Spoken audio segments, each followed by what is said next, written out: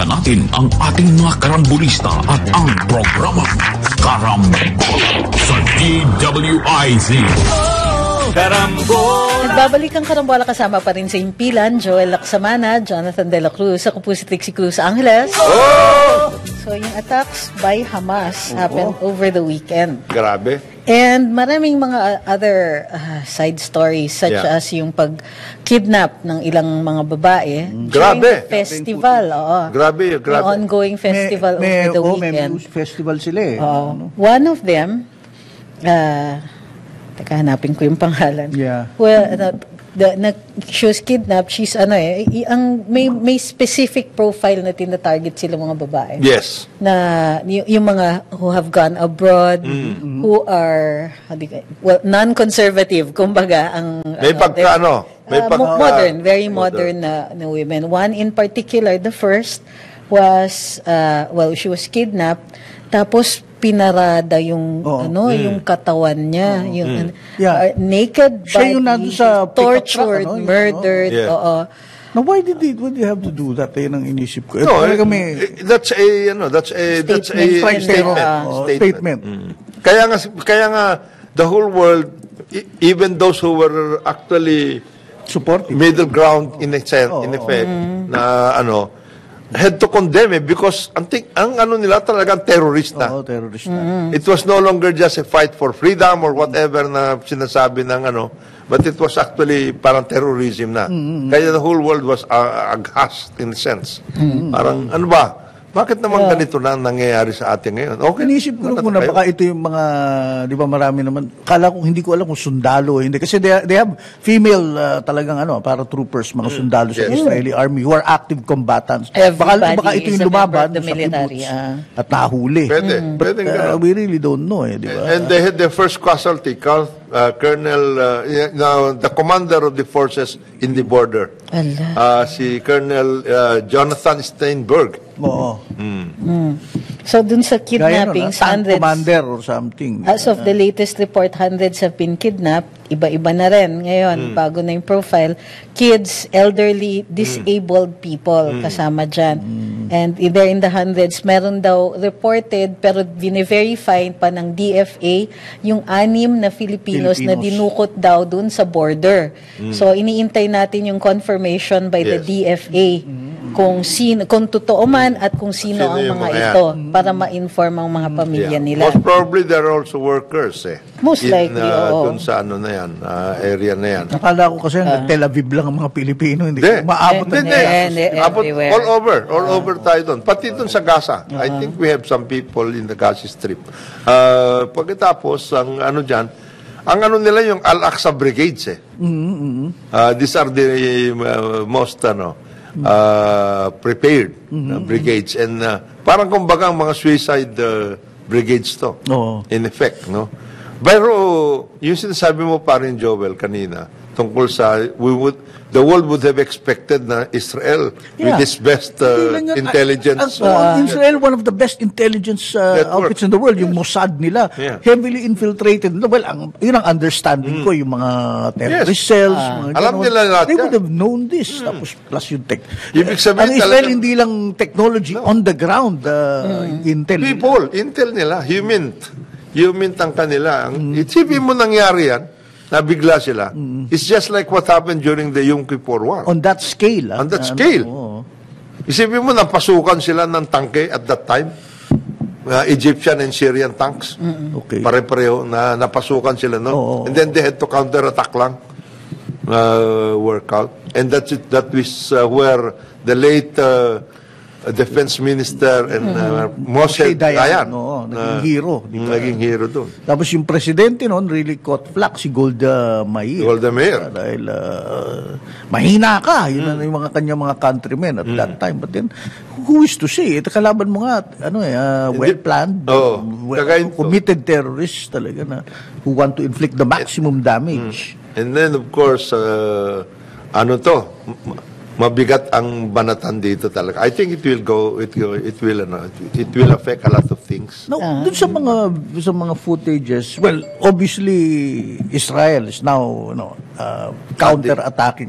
Yung binobomba nila, ano yung binobomba nilang dun sa kabila? Yung binomba nila yung military targets, hindi. It's supposed to be the control headquarters of the Hamas intelligence. Tinatamaan naman nila. Tinira nila. The whole building. Oo nga, the whole building. The whole building. To hell with collateral damage. Wala silang pakialam doon. And then, of course, the blame game have started in the U.S. Binanatan na lang si Biden. Ikaw ang nag-ano nito. But the U.S. will always support Israel. What come what may. No, ang banat nila doon is not about the support for Israel. It's about Biden's policy and, of working with Iran. Kasi kasi Iran yung ang sanctions, nagpondo daw medyo inano nila. Iran ang talagang sinabi na nila. State-sponsored ito. And it was only Iran that could have done this. Ako, kasi ang laki. Plus, medyo massive yung kanilang pondo dito. Ang daming ginagamit na rockets. You can't do this na kung ano lang, kung simpleng fly-by-night terrorist group. Wala. At saka lalayo. Yung lalayo nila. Meron pang mga reports na lumalabas na yung ibang mga ginamit na barel ay mga niwan ng US sa Afghanistan. Ganon. So ano ba to? Parang si Biden. Underdagan siya. Super underdagan.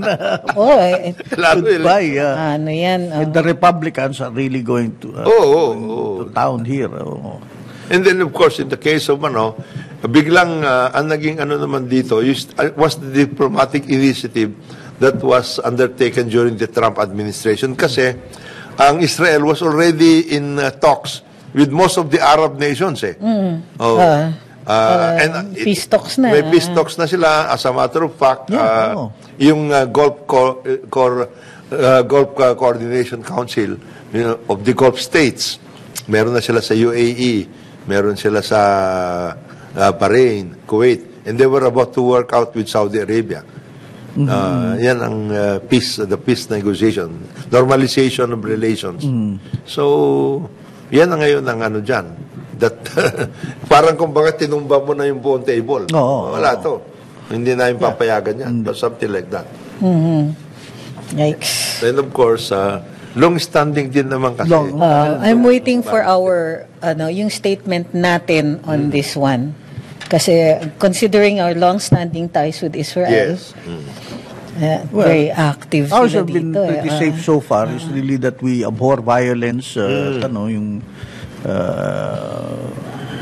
We would rather have talks rather than Saka we really abhor terrorism.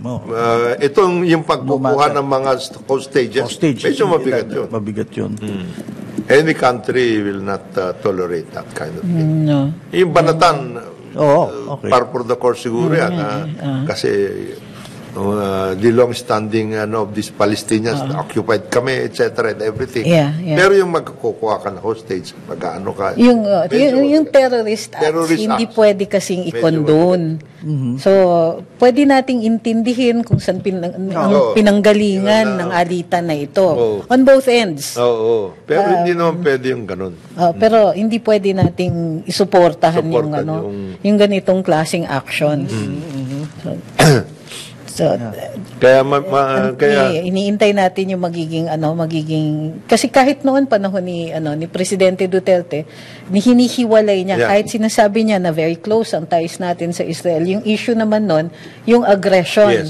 So, kinalculate yung kanyang statement para limitado dun sa ang ikokondena natin dito yung acts of aggression kasi internationally bawal yun talaga and it's considered how do you call this a norm sa international law.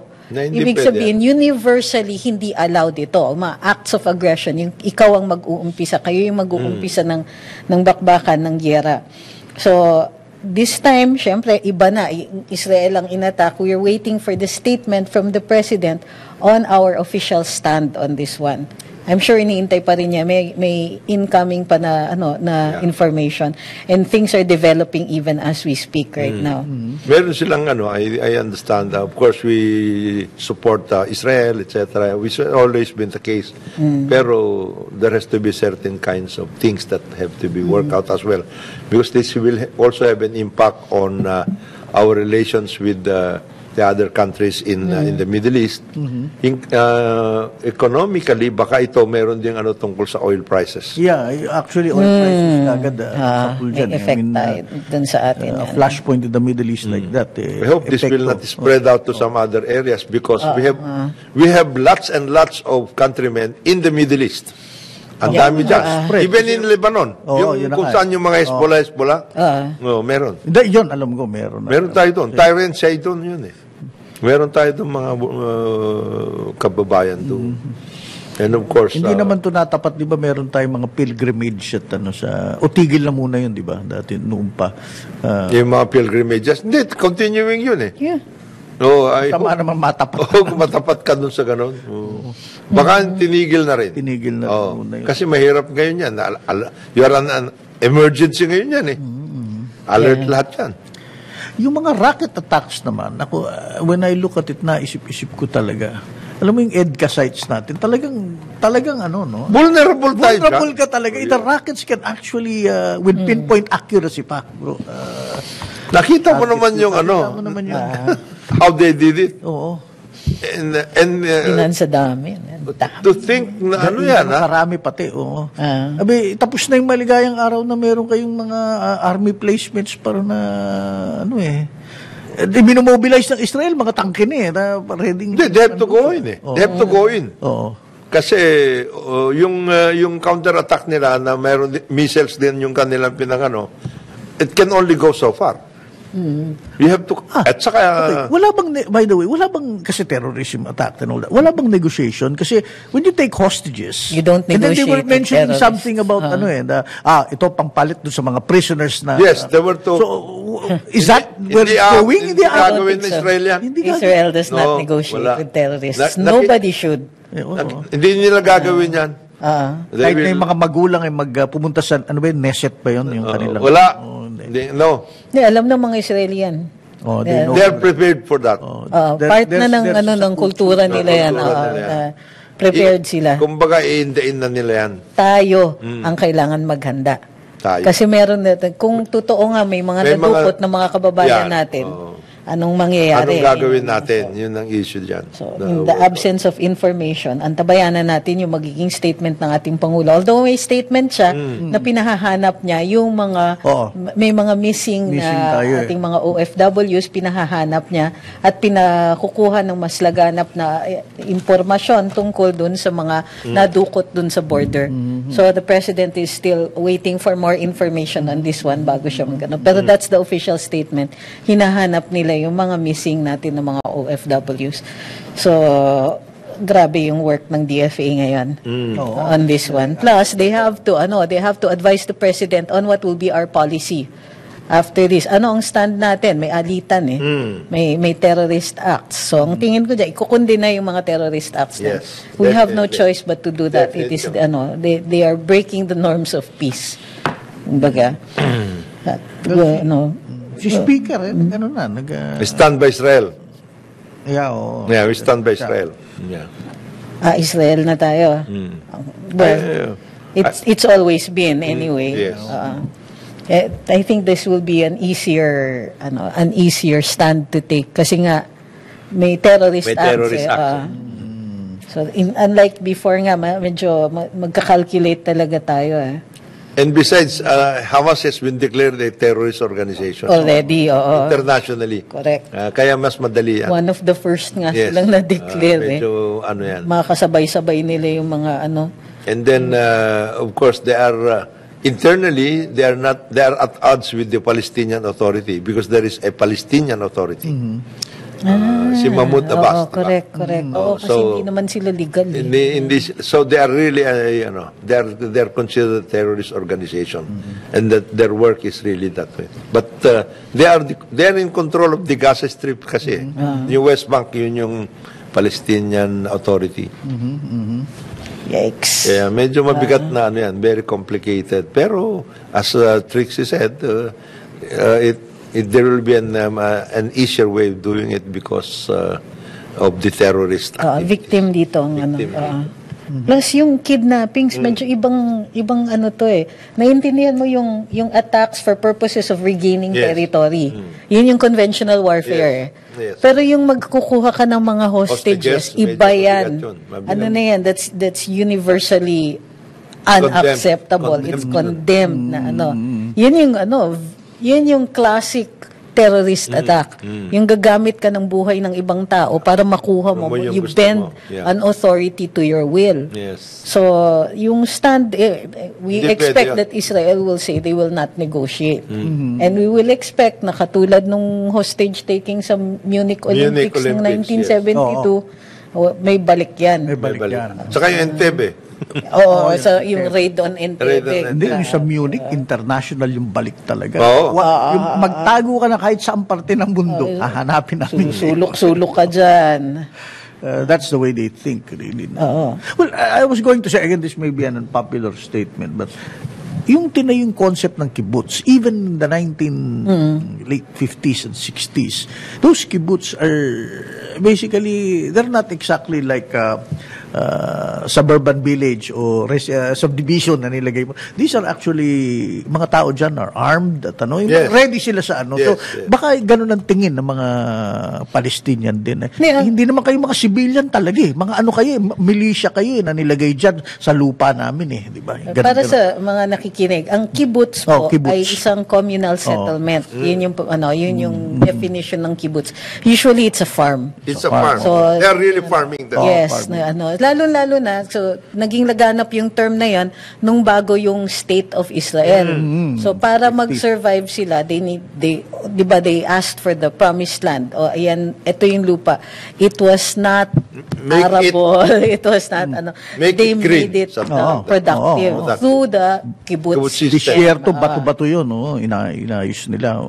So, ibig sabihin na the literal meaning of kibbutz is a gathering or a cluster. Nasanay sila na nilulusob-lusob sila time to time. Lalo na sa border. Sa border, lalo na sa border. Especially since many, ang sinasabi ng mga Palestinians, those are occupied lands. Now, through the years, naging halos palang suburban na, although yun, meron nga lang sila mga safe room, mga ganon siguro, ganyan. But they have arms, sigurado ko, at they have drills, at meron silang border na binabantay na bantay.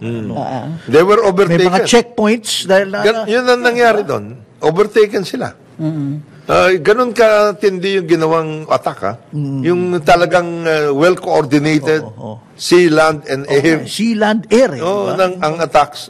Mabigat. Mabigat yung planning at saka yung execution nito. Saka yung fighting force na pinasok ng Hamas. Marami-rami sila. Brigades. Hindi ito yung hindi mo ordinary na mga team. Wala. Hindi ganun. It brigades ang nilabas. Talagang sila, palaban in other words. And they were in the first stages of the war. They were successful in getting this thing that's done. the thing. Ano yung strategy? Anong endgame nila? That's the first stages. Then what? A ceasefire at hindi. I don't think sila ng Israel. And then there will be no ceasefire. I think. Wala yun. So, as terrorists, Allah Akbar, they will fight till the end. Yeah. Well, Allah Akbar. They were okay. Ganito yan eh. Babalik tayo dun sa roots of terrorism, of conflicts like this. Roots ito ng rebellions, ng insurgencies, and ng terrorism. Kapag binigyan nyo, iiwan nyo yung mga tao, yung napag-iwanan sila, they either feel hindi sila inaabot ng gobyerno, no benefits obtained from government, or napapabayaan ang isang grupong ng tao, they will look inwards and believe that it's them against the world. Pagka ganon, and it's a small group against a much larger group, ang gagamitin na strategies and tactics dyan ay yung sa what weaker groups do, which is yung mga ambushes. These are calculated to increase their force, increase their damage, the force of their damage, by banding together in small groups. Diba? So, ang problema na nga lang dito is nung nakahanap na sila ng sponsor, eto na po, ang destruction niya is so much bigger. So, paano natin i-address yung mga roots ng ganito? Kinikilala natin yan. Kikilalanin mo yung roots niyan, gaya ng ginawa in the past administration sa NTF-ELCAC. So, ang naaalala natin kasi sa ELCAC yung mga retorika yung mga anti-communist rhetoric na which is actually just a minuscule part of what ELCAC is. Ang ELCAC, dadalhin mo yung serbisyo dun sa mga areas na hindi inaabot ng gobyerno. Kasi nagiging ripe ground for for recruitment, dyan nagkaka-activities, dyan lulungga yung mga insurgents and so on. So, dadalhin nyo yung DSWD, dadalhin nyo yung correct. Isasama nyo yung mga areas na ito back and bring development to that area. You bring things like education. Kaya naging significant tuloy yung CF ni Vice President Inday. Dalawa nga yung dyan pupunta niyan. Either you'll be co-opted into the insurgency or you'll be co-opted into a cult. Yun correct.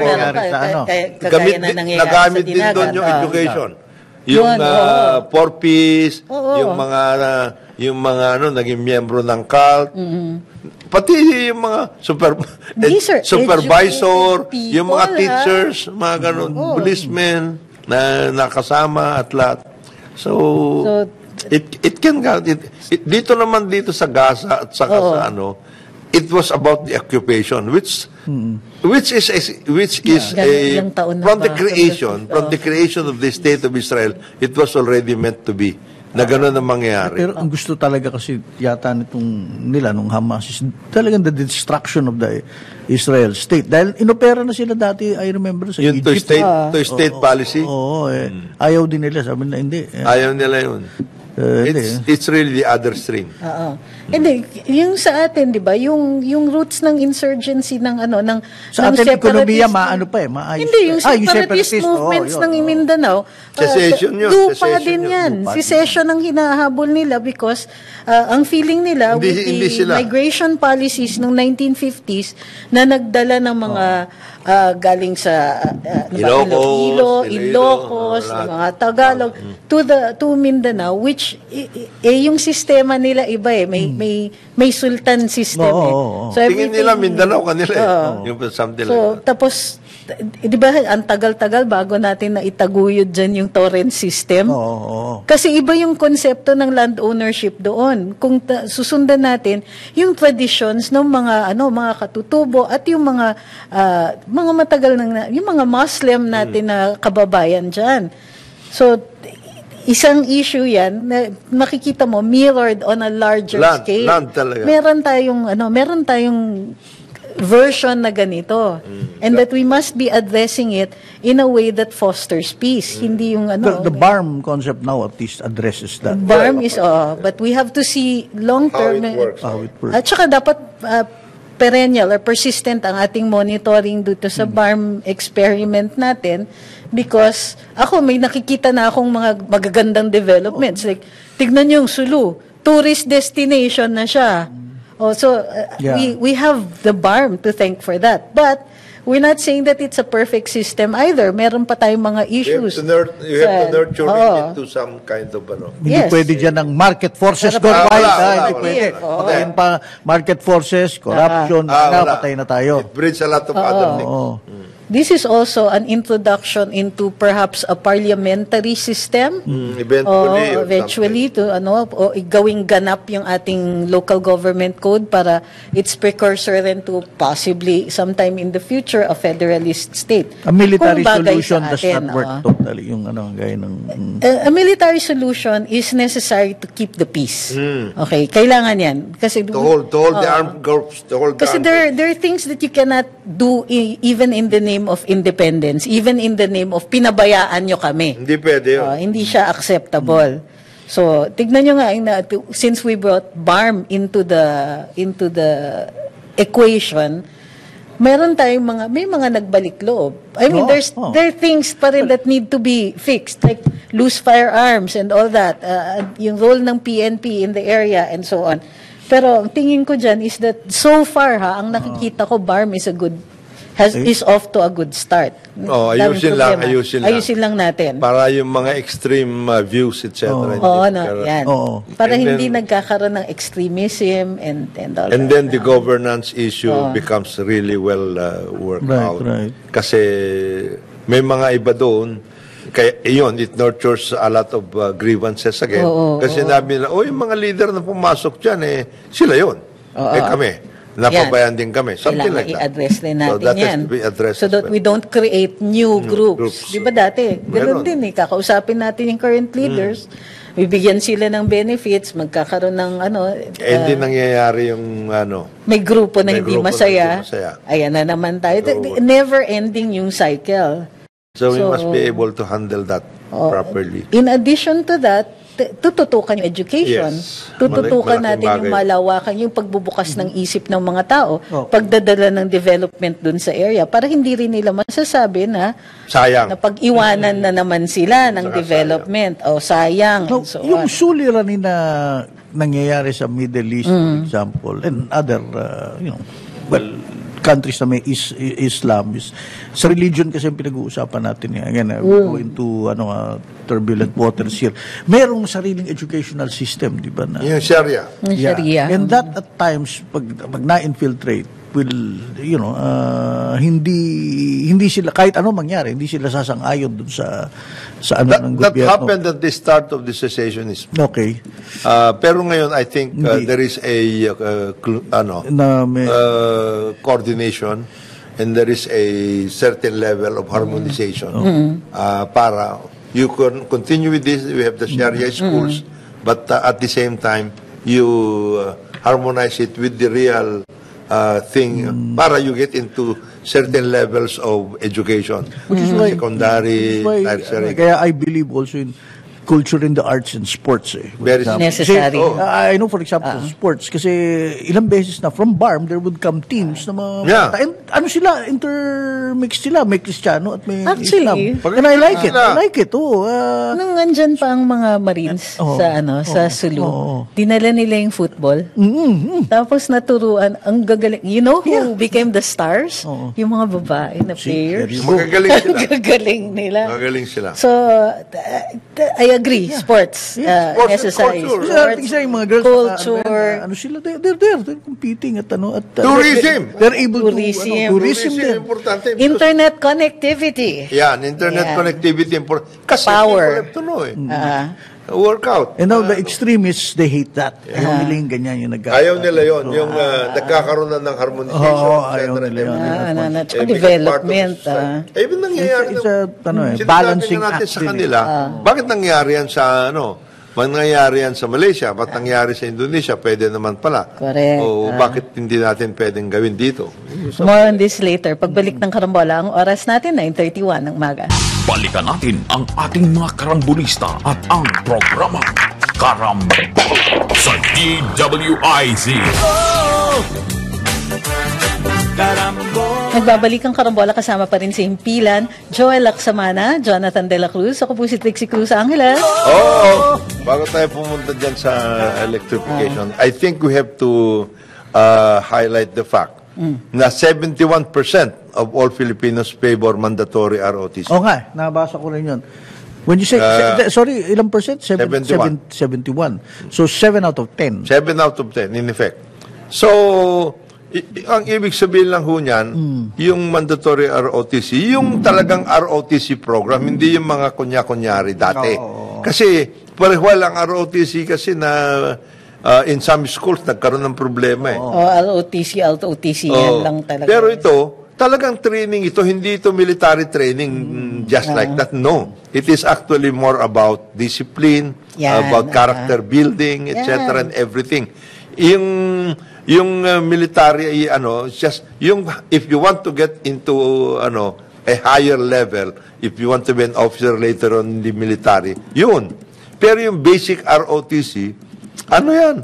It's more about patriotism, love of country, discipline, character, yung magsama-sama kayo in a sense, you become part of a social group na talagang and I think even sa survey, may percentage na sinabing sana huwag pasukan ng corruption. Yes. Yung ROTC system. Actual training talaga. Actual training talaga. Which is, nasaan na ba yung, nasaan na ba yung proposal na yan, yung batas na yan? I think pasado na sa House. Nasa House. Nasa Senate. Sa Senate. Pag-uusapan, dyan tayo matatagal. Hindi pa nagsa-Senate hearing. Hindi pa. That will be interesting. No, I don't think rin that there are certain senators na ayaw nilang mag-hearing tungkol dyan or maging public yung hearings kasi baka makita nila kung gaano ka-popular yung idea. Yes. Oo. Ngayon, nakita na nila 71%. It is quite popular online, Kasi a lot of people, especially... they miss the, the discipline. And sa totoo lang, I don't know if the millennials or whatever are getting a bad rap, but yun na nga, gusto nila inject a certain amount of discipline naman sa kabataan daw ngayon, layo-layo sa cellphone. I mean, it could be unfair because sa totoo lang, I know of a lot of millennials who are hardworking naman, bro. Alam mo, they're products of their generation. Alam mo, they just have a different way of expressing themselves. Alam mo, napapansin ko dun sa mga so-called, yung mga millennials, etc., there is a resurgence of love the country. Yeah, totoo. Patriotic fervor, pare. Meron.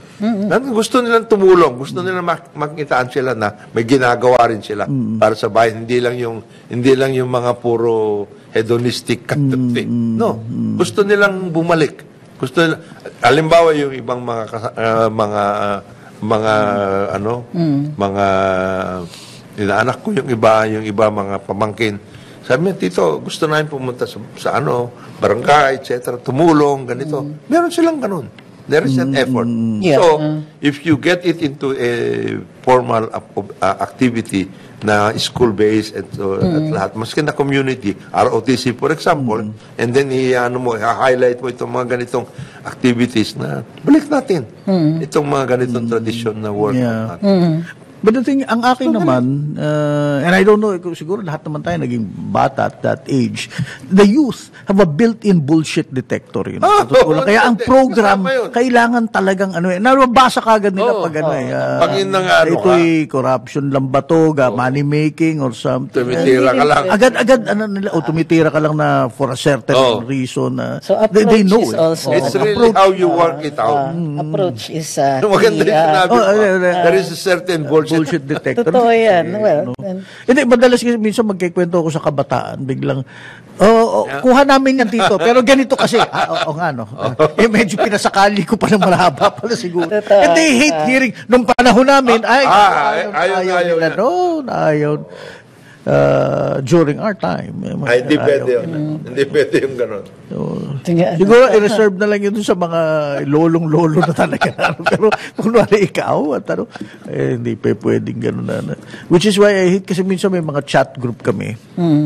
Sa sports, for example. Tapos, ganito, nung panahon namin, palitan ng muka. Hindi na po pwede yun. By the way, si Dennis Principe, taga-subaybay pala natin. Godfather system ang tawag niya. Yes. Mag-a-appoint si President Marcos at that time, the senior President Marcos, ng Godfather for a certain sports.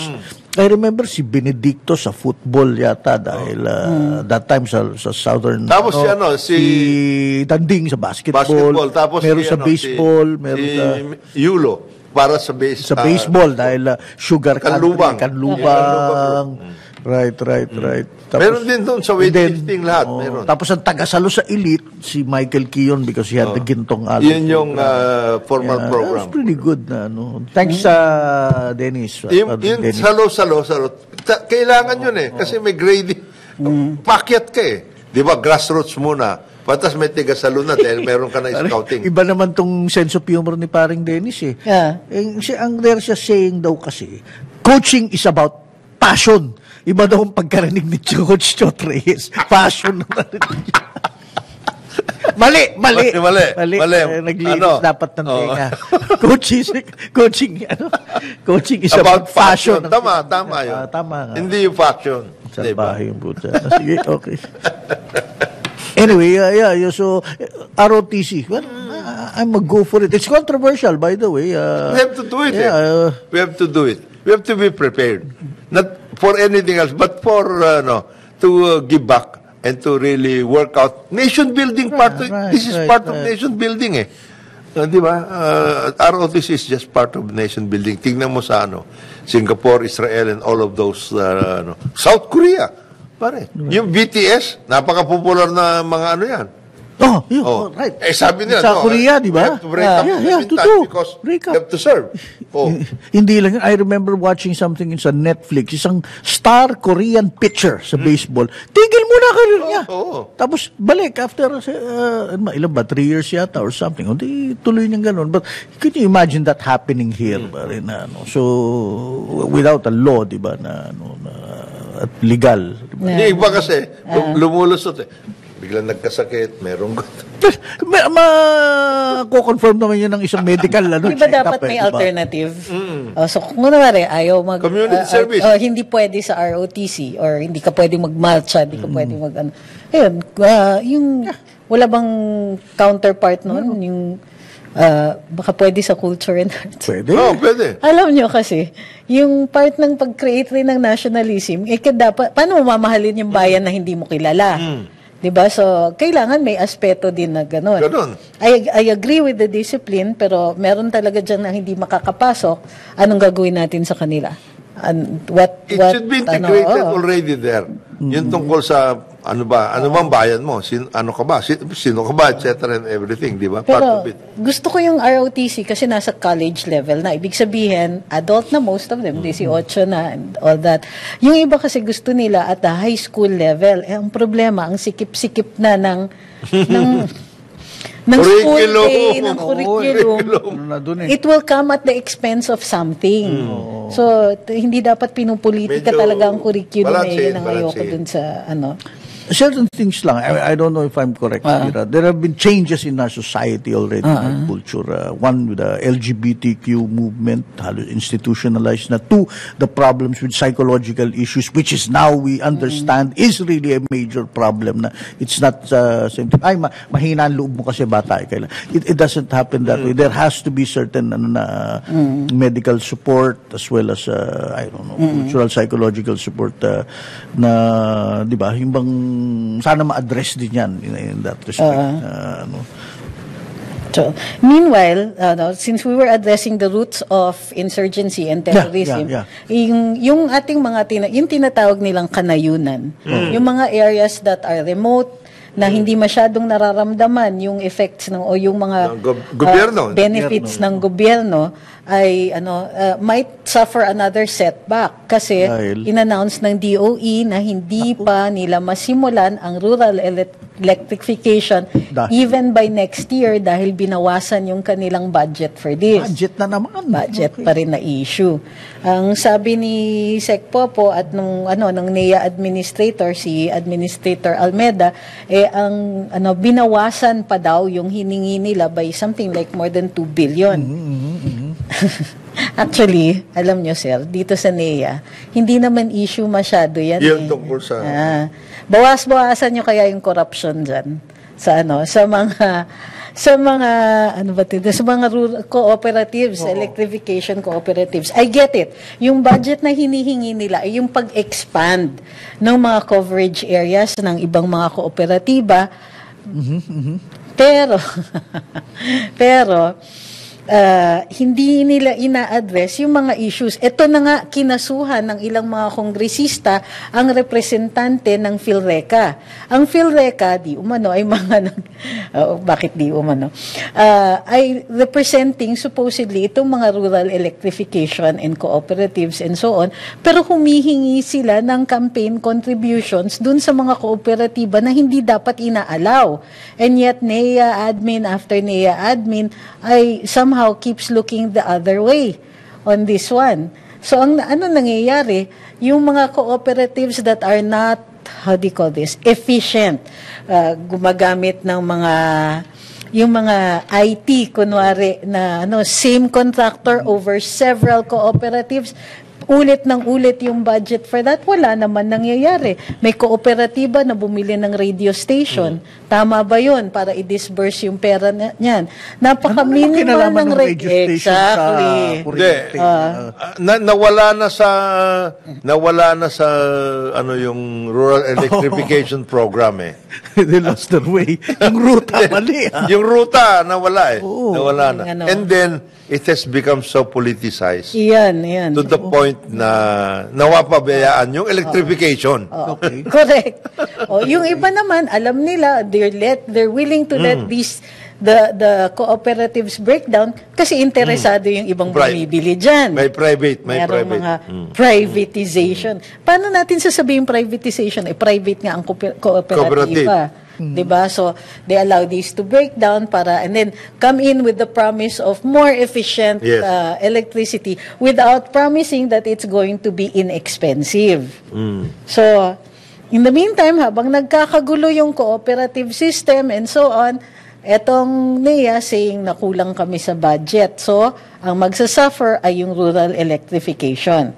Maraming nagsasuffer na ganyan. What about connectivity? So, magkakaroon pa rin tayo ng issues about potential insurgencies happening unless we put our money where our mouth is and rid ourselves of the possibility of insurgencies by bringing development to these areas. Ano yung elements ng development na yan? Power.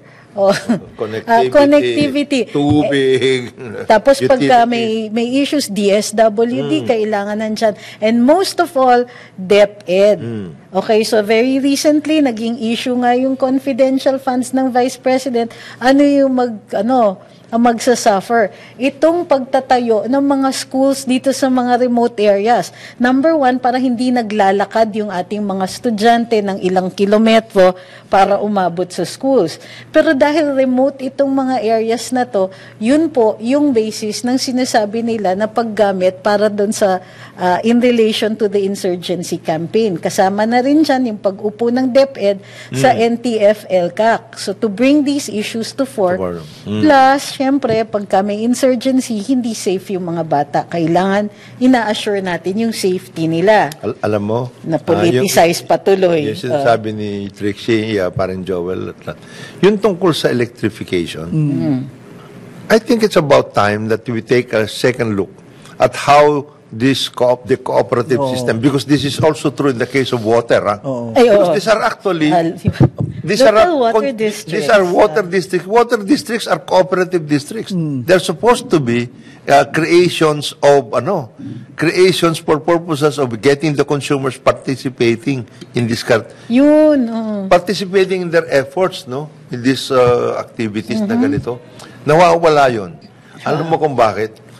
I think hindi na masyado na yung the regulatory and developmental framework of all of these efforts. Di ba under sa LUWA yan, yung local water district. Ito naman sa electrification under NEA. Okay. NEA. Ngayon, yung how it is going to work out, hindi, pati yung audit ka, hindi. Para yung charter nila, naging nebulous na. It should not be the case. Kasi, halimbawa niyan, they're supposed to be audited, They're not? Yung mga electric cooperative, in theory. In theory. Parang theoretical yata yung audit natin dyan. At ang nag-audit dapat yan, COA, because these are supposed to be publicly, yung sinasabi natin, publicly support, yung loans, galing sa atin yun. Yeah. Pati sa local water district, loans. Pag-set up mismo. Loans. Yung pag-set up mismo. Galing sa Japan overseas. Yung pag-organize sa kanila, yung initial funding nila, nanggagaling yun sa gobyerno. Pag nagkakaroon sila ng problema, gobyerno rin papasok. Tapos regulated sila. So, in order na maging laganap yung regulation, kailangan ino-audit ng COA. Pero merong iba na nakakalusot. Hindi nakakalusot dun sa COA audit. Nakakalusot na walang audit. Paano nangyayari yun? Kasi naman, sa tubig, sa LUWA, nagkaroon ng revolutionary new concept of say, private sector, partnering with the local water district, and coming up with service goals. And, alam mo yung problema dyan, yung tungkol sa partnering. Ayun. Because you have lost your way. That's a fairly new concept actually. Ano yan noong 2000 onwards. Like for example, there are some sectors who are saying, in the case for example, kaya revolution sa tubig, ang revolutionary lang ninyo sa tubig, yung billing system Wala naman kayo hindi naman kayo nagdala ng bulk water program. Hindi naman kayo nagdala ng pag-aayos ng pipes para connectivity. Yung dam, pinabili nyo pa sa gobyerno. Pinabili nyo kung kani-kanino. Tapos, ngayon, ang ginagawa ninyo, billing lang. Puputulan ka na mas maaga dahil yari ka. Hindi ka nagbabayad. Something like that. Mali. May water quality sampling. There has to be a way na ayusin yan. Lalo na sa probinsya. Alam mo ngayon, kulay asul. Malinis yan. Lalo na sa probinsya. Alam mo na sa utilities, and you're talking about very basic things. Nagkakaroon tayo talaga ng dysfunction. Yan. So, yung concept sa both sa rural electrification saka sa water. So, what is this? Is this the cart before the horse? Unahin munang ayusin ng cooperative system bago. Balikan natin. The real purpose. Yung source ng power. Ano yung purpose ng cooperative? Diba? To bring electrification dun sa kanayunan nga. Kasi kung ayusin lang nila yung kanila, kaya naman nila on their own. Nabigyan na nga sila katakot-takot na assistance. Yan ay kung hindi nila ginagastos sa IT. Mga ganun yung iba. Sa radio station. Well, kaya nga yung isang taga-subaybayan natin sila, Gina De Los Reyes Vertusio, yan ang nila, well, sabi nga niya, matinding problema nga lang. How to reorganize cooperatives all over the country. Baby steps sila na meron silang ginagawa yata sa Pampanga right now, things like that. But it is a big problem nga daw na they've lost their way. Lost their way. Yun ang konsepto, especially with the new revolutionary concept of market forces at work. Kasi marami na kagaya ngayon, ang nagiging issue, kasi islands nga tayo, ang pinagkakabalahan nila yung tungkol dun sa NGCP na kailang connectivity. Sinabi, pare, sabi sa akin ng mga nakakaintindi, alam mo, mas mura yung magtayo ka na lang ng planta sa island kaysa yung i-connect mo sila from a source some many miles away. Kaya yun, nagre-reklamo yung mga tiga Leyte. They have a geothermal source. It's supposed to be one of the biggest yung Tungonan at lahat. But that geothermal source of power goes into the grid. Kaya pati sila apektado. Kasi, it goes to other parts of the Visayas, it goes to Luzon. Pagkatapos, sila, nagkakaproblema na sila. Because, kasi ang development nila, hindi naman, kasi, parang maganda, magkaroon kayo ng sarili nyong source. Kaya sabi ng iba, malapit sa, magtayo na kayo ng sarili nyo dyan. The best example is Eastern Samar. The Samar Island, not just Eastern Samar. Paring Ben. Di ba yung sinasabi nila, 21 pesos per kilowatt hour? Di laki 22. Patay na sila dyan. Walang pupunta investor to. Ngayon, ang suggestion ng iba, magtayo na kayo ng sarili nyo. LNG or something. Pero matinding investment din yun na infrastructure. Tapos, sitingnan ng investment, gano'ng kalaki ba yung ating alam mo, there was connections na mailalagay. Tingnan nyo naman yung benefits. There was an investment group that wanted to get in. This is where the regulation but you get my idea. Investors look at it that way. Yung ROI. Okay sa kanila. They're going to put it up, no capex, etc. They just have to get a power supply agreement at a certain level, which is very competitive. Alam mo ba naging problema nila? Kailangan you have to go through this very problematic ruta bago ka makakuha bago mapakawalan ng electric cooperative yung kanyang agreement to buy from some existing source. Yung existing source na yun, talagang yun yung 21 pesos. Ito sabi niya, 15 kami. Di before you get into the 15, ang dami mong kailangan waswasin at tatanggalin mo, unravel it, etc. All of these contracts. Yan sana, gusto ko sana makita naman ni Secretary. He's such a very good professor of law. Kayang-kaya naman niya siguro. Very good professor. Ano ba talaga? Ano ang pwedeng gawin dito? Ayusin natin itong framework na ito. Simplify mo na yan, boss. Kung gusto ng isang cooperative na walahin na yung kanyang kontrata dahil napakataas na, there is somebody who comes in, how are you supposed to do that? Dapat may competition din pala. Hindi pwedeng yun lang. Diba? Baka may mga masagasaan naman na kasalukuyang gusto magka-radio station. Yun lang ang problema. Diba goes without saying? Baka sabihin, yung radio station magagamit mo mag-announce ng power interruption. Water interruption. Ikaw naman. Kasi yun nga issue din yung yung source, yung binibilhan ng cooperative ng power. Hindi pa pangalagaan na pang renewables, paano magkaka-competition sa supply. Ang ayaw nga natin mangyari, sasabihin sa atin, halimbawa yung cooperative na yun, gusto ko sanang ayusin namin to at kuha kami dito sa sinasabi ninyo na power supply na mas mura. Kaya lang we have to think about how are we going to get out of that radio station program. No. Nagkapirmahan na kami. Mga ganun But in the first place... Bakit ba napunta nung in the first place? Sa radio station. Hindi ko mag-gets yun, bro. I mean, nanggaling ako sa utility. That would be the last thing that I mean, magpapa-interview na lang ako sa Karambola. Hindi ako bibili ng stasyon ko. Sa Boss Edgar na laki ng problema. Dahil laki na gastos ni Boss Edgar. Diba? Yung mga ganong klase.